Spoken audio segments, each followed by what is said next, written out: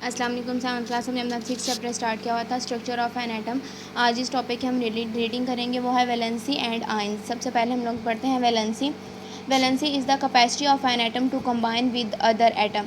Valency क्या होती है? एटम की कैपेसिटी होती है कि वो एक एटम दूसरे एटम के साथ कंबाइन करता है। उसकी जो कैपेसिटी होती है उसे उसकी वैलेंसी कहा जाता है। Valency can also be defined as follows. Valency को इस तरह से डिफ़ाइन किया जाता है: the number of electrons that an atom wants to lose, gain or share is called its valency. the number of atom जो एक एटम है उसके अंदर इलेक्ट्रॉन्स प्रेजेंट है, वो कितने इलेक्ट्रॉन्स गेन करना चाहता है, कितने लूज़ करना चाहता है और कितने दूसरे से शेयर करना चाहता है, उसे उसकी वैलेंसी कहा जाता है। For example, sodium atom loses 1 electron, it's valency is 1। जैसा कि सोडियम एटम है उसके अंदर इतनी कैपेसिटी है कि वो सिर्फ एक इलेक्ट्रॉन लूज़ कर सकता है, तो उसकी वैलेंसी 1 होगी। Fluorine atom gains 1 electron. जो फ्लोरीन एटम है वो एक इलेक्ट्रॉन लेता है, यानी उसको अपने इलेक्ट्रॉन कंप्लीट करने के लिए एक इलेक्ट्रॉन चाहिए, तो उसकी वैलेंसी भी 1 ही होगी। Hydrogen shares 1 electron. हाइड्रोजन अपना एक इलेक्ट्रॉन किसी दूसरे मॉलिक्यूल के साथ एलिमेंट के साथ शेयर करती है, तो उसकी वैलेंसी भी 1 होगी। Copper, magnesium, oxygen etcetera have valency number 2। The valency of aluminium and nitrogen is 3। The valency of carbon atom is 4। इसी तरह कैल्शियम, मैग्नीशियम, ऑक्सीजन और इन सब की वैलेंसी 2 होगी। Valency of aluminium and nitrogen की वैलेंसी 3 होगी और कार्बन की वैलेंसी 4 होगी। उसके बाद नीचे है ion. An atom with positive और negative charge is called an ion. एक एटम के ऊपर जो पॉजिटिव और नेगेटिव चार्ज मौजूद होता है उसे उसका आयन कहा जाता है। फॉर एग्जांपल, सोडियम के ऊपर पॉजिटिव साइन है, ये इसका आयन है। क्लोराइड आयन के ऊपर माइनस है और ये भी इसका आयन है। ऑक्साइड आयन के 2 माइनस है, उसके अंदर ये भी इसका आयन नंबर है। आयन कॉपर आयन जो होता है उसके ऊपर Cu2 पॉजिटिव है, तो वो भी उसका आयन है, एक्सेट्रा। ये सब चीज़ें आयंस में आ जाती हैं। पॉजिटिव और नेगेटिव चार्ज जो प्रेजेंट होता है एटम के ऊपर उसे उसका आयन कहा जाता है।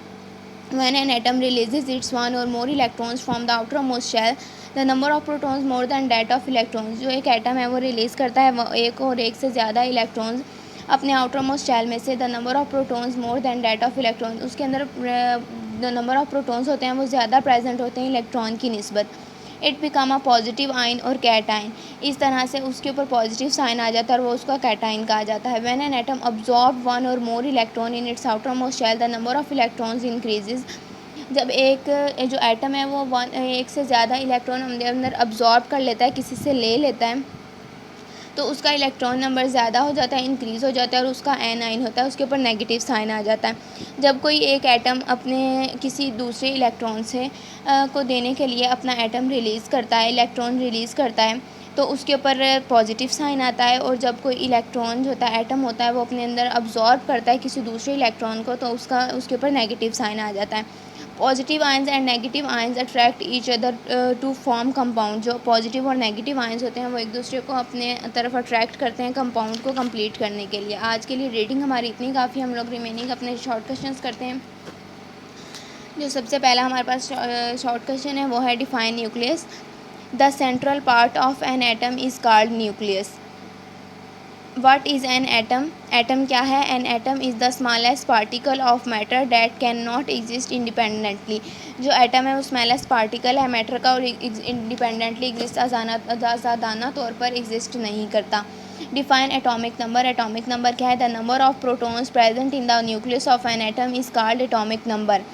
What is the mass number? mass number क्या है? the sum of protons and neutrons in the nucleus of an atom is called its mass number। Protons और न्यूट्रॉन्स को ऐड करने के बाद जो अमाउंट आती है उसे मास नंबर कहा जाता है। How can we found the number of protons number of neutrons?